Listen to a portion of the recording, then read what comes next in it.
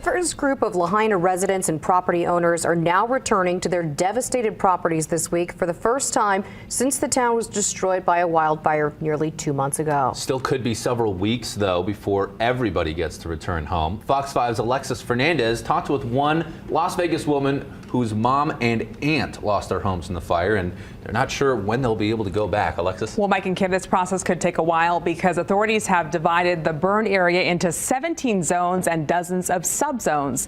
The first zone in the north part of Lahaina were being allowed to return this week with supervised visits.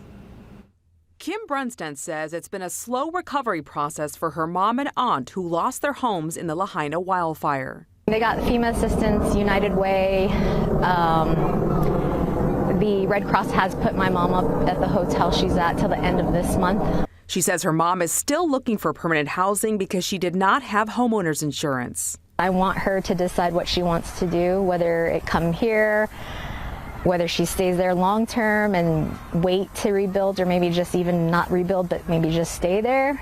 But it's kind of in her hands right now. Her mom is waiting to return to her property. This week, authorities allowed residents into the first area cleared for re-entry, a zone of about 24 parcels. It's by zones as well.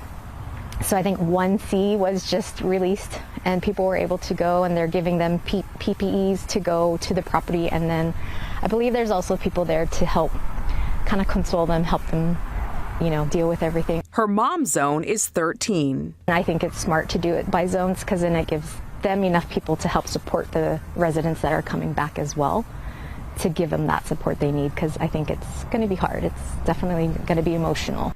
The August 8th wildfire killed at least 97 people and destroyed more than 2,000 buildings. Most of West Maui will officially reopen to travelers October 8th. Brunstad says it may be too soon for some locals. They might need till maybe end of the year, and yes, we are a tourist industry, but these are the people. These are the people who have to work the hotels, and maybe they're not ready. They're not emotionally ready either, because that's a lot. It's a lot to deal with, and it's going to be a roller coaster of emotion.